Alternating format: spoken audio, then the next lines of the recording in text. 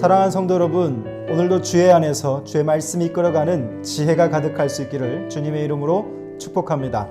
오늘 말씀은 누가복음 3장 1절에서 14절의 말씀인데요.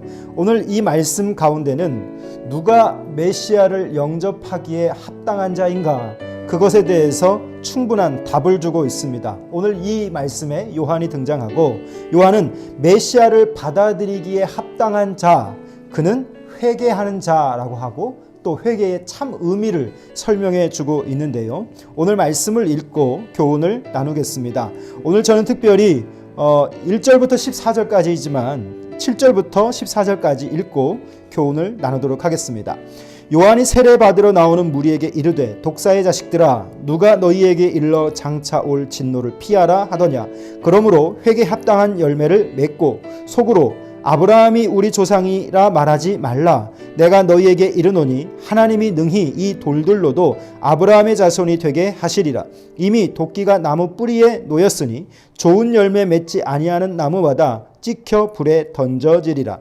무리가 물어 이르되, 그러면 우리가 무엇을 하리이까? 대답하여 이르되, 옷 두 벌 있는 자는 옷 없는 자에게 나눠줄 것이요 먹을 것이 있는 자도 그렇게 할 것이니라 하고, 세리들도 세례를 받고자 하여 와서 이르되, 선생이여 우리는 무엇을 하리이까 하매 이르되, 부가된 것 외에는 거두지 말라 하고, 군인들도 물어 이르되 우리는 무엇을 하리이까 하매 이르되, 사람에게서 강탈하지 말며 거짓으로 고발하지 말고 받는 급료를 족한 줄로 알라 하시니라.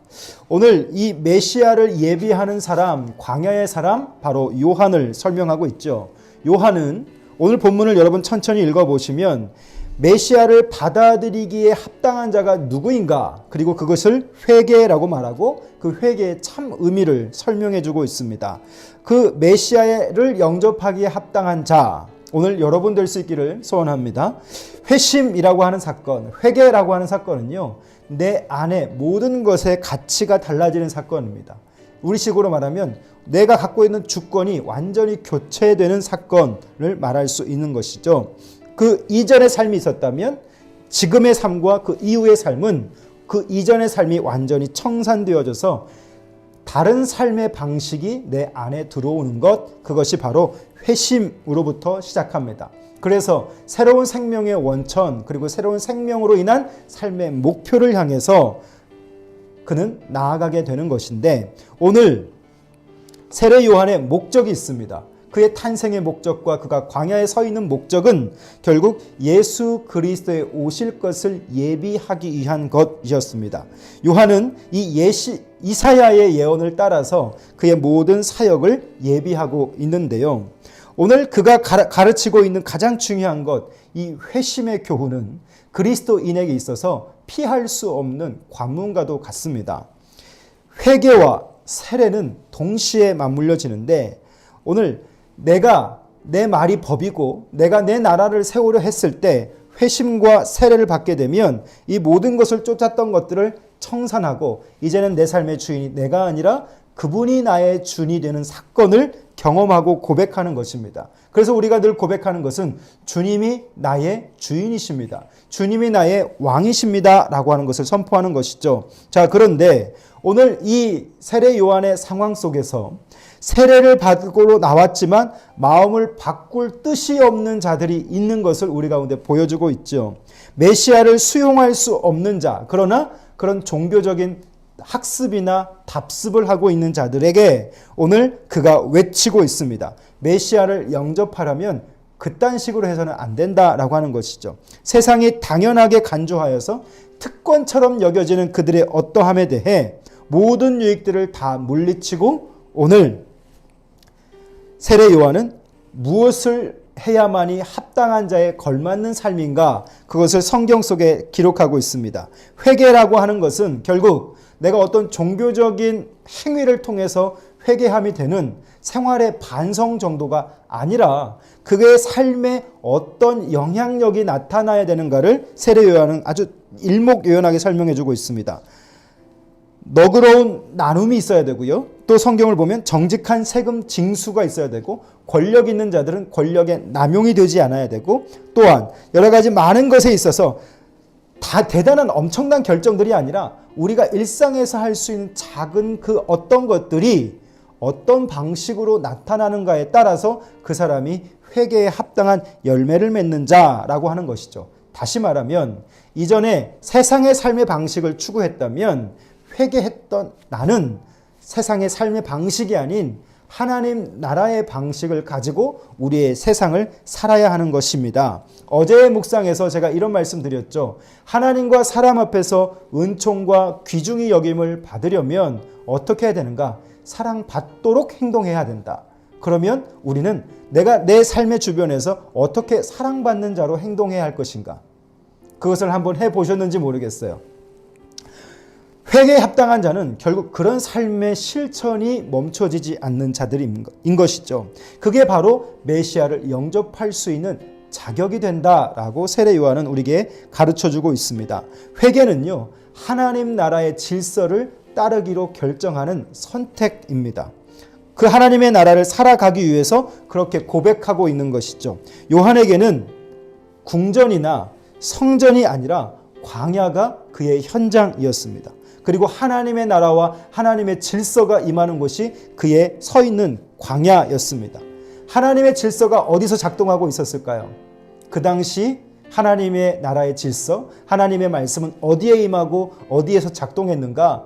왕궁이나 그 사회의 중심에서 벌어진 것이 아니라 광야에 있어 깨어있는 그 한 사람 세례 요한을 통해서 하나님의 질서가 그에게 부어졌고 하나님의 말씀이 그에게 임했던 것이라면 오늘 우리가 한번 생각해 봐야 합니다. 하나님의 말씀은 어디에 임하고 하나님의 질서는 어디에 속해 있는가?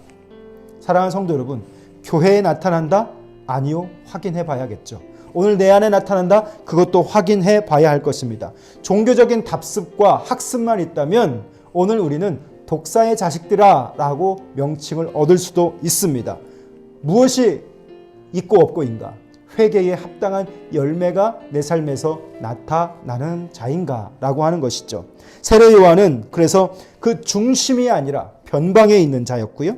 권력자들에게가 아니라 광야에서 외치고 있는 구별된 삶을 살아가고 있는 세례 요한에게 하나님의 말씀이 임했고 하나님의 질서가 그의 가운데 있었습니다. 사랑하는 성도 여러분, 세례 요한이 종교인들을 향해서 내뱉었던 말 7절 기억하십시오. 독사의 자식들아 라고 말했습니다. 이것은 상당히 무서운 말입니다. 개의 자식이라고 말한 것보다 더 치명적이고 더 몇백 배 무서운 말이 됩니다. 회개에 합당한 열매를 맺지 못하는 이들에게 일컫는 말이지만 오늘 21세기 이 땅을 살아가고 있는 저와 여러분은 이 말을 어떻게 듣고 있는지를 점검해 보시면 좋겠습니다. 죄 짓고 열심히 회개하지만 또 돌아서면 다시 그것을 답습하는 자인가? 아닌가? 오늘 그것이 답습된다면 어떻게 보면 우리의 회개에는 생활의 반성에 머물러 있었는지 모릅니다. 예수 그리스도의 복음을 받아들이고 완전히 내 세계관이 바꿔져서 이전의 삶의 방식이 아닌 주님의 방식으로 완전히 바꿔져야 되는데 우리는 여전히 그렇게 돌아서서 죄를 다시 짓는 존재가 됐다라고 한다면 우리는 여기에 좀 우리의 묵상이 좀 깊이 머물러 봐야 할 것입니다. 성경은 열매를 맺지 못하는 생활, 회개에 합당한 열매 맺지 못하는 삶, 그러한 삶은 그리스도인의 삶이 아니다라고 단호하게 말씀하고 있기 때문이죠. 세례 요한은 그래서 말합니다. 아브라함이 우리의 조상이라고 함부로 말하지 말아라. 회개에 합당한 열매를 맺지도 않으면서 그렇게 입 벌리지 말아라 라고 강하게 말씀하고 있습니다. 내가 아브라함의 자손이라고 함부로 말하지 않는 것, 회개에 합당한 열매를 맺고 그 열매를 내가 맺지 못한다면 우리는 우리 자신에게 스스로 단호해져야 할 필요가 있습니다. 우리의 2021년 신앙 주제어 중에 학, 각, 행, 향, 하나님의 말씀을 부지런히 배우고 또한 그 말씀을 깊이 깨닫는 각성이 있고 그 다음 그 말씀으로 내가 어떻게 살아야 할지 주의 이끄시는 그 길을 어떻게 가야 할지를 고민하면서 우리의 인생의 지향점이 바로 주님이 원하시는 곳에 있으면 좋겠다라고 하는 선언을 이 새해에 했지 않습니까? 사랑하는 성도 여러분, 오늘 이 말씀 속에서 그리스도인은 그런 사람들이기 때문에 나는 회개에 합당한 열매를 맺기 위해서 어떤 삶을 살아야 하는가 각행향 할 수 있기를 주님의 이름으로 부탁드립니다. 오늘도 하루가 밝았는데 주님은 오늘 우리 가운데 말씀하고 계십니다. 회개에 합당한 열매를 맺으라. 죄 짓고 회개하고 또 똑같은 짓고 또 회개하는 그런 반복이 아니라 오늘 내 삶에서 아버지를 부르면서 정말 깨닫고 주님이 원하시는 그것을 할 수 있는 오늘 하루 되면 좋겠는데요. 사랑하는 성도 여러분, 오늘 말씀 속에서 누가 메시아를 영접하기에 합당한 자인가? 세례 요한은 회개에 합당한 열매를 맺고 결국 그 회개에 합당한 열매는 어떤 식의 삶이냐면 우리 일상에서 거창한 것을 하는 것이 아니라 내가 지금 할 수 있는 것을 하나님 앞에서 사람 앞에서 올바르게 하고 있는가, 그것을 점검하는 것이죠. 사랑하는 성도 여러분, 오늘 나는 어떻게 살아야 하는가 말씀 앞에서 묻고 여러분의 주어진 그 시간 속에서 오늘 하루도 거룩해져 갈 수 있기를 주님의 이름으로 축복합니다. 살아계신 우리 아버지 하나님, 오늘 이 땅을 신앙생활하며 산다 하는 우리에게 세례 요한의 말씀을 허락하여 주시니 감사합니다. 누가 이 시대에 메시아를 영접하기에 합당한 사람인가? 오늘 이 질문 앞에 우리가 서게 하시고 내가 주님 앞에 회심한 자로서 과연 주님이 원하시는 그런 삶을 회개에 합당한 열매를 맺고 있는지를 생각해 보기를 원합니다. 그리하지 못한다면 독사의 자식들이라 라고 말했는데 오늘 내가 이러한 사람 되지 않게 하시고 말씀 앞에 분별하여져서 회개에 합당한 열매를 맺을 수 있는 주님의 나라의 질서와 리듬을 따라 살아갈 수 있는 자 될 수 있기를 원합니다. 요한의 당시에 하나님의 말씀이 궁전이나 성전이나 그들의 삶의 중심의 현장에 있었던 것이 아니라 광야에 있었음을 봅니다. 오늘 하나님의 질서가 내 안에 있는지, 하나님 저 밖에 있는지, 하나님의 은혜가 어디서 작동하고 있는지 살필 수 있는 감각을 허락하여 주시고, 하나님 오늘 내 안에서 하나님의 질서가 작동할 수 있기를 원합니다. 오늘 내 안에서 내 삶의 현장 속에서 회개에 합당한 열매를 맺는 자 될 수 있기를 원합니다.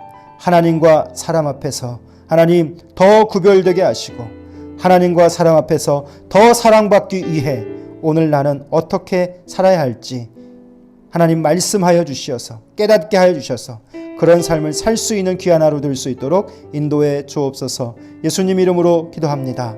아멘.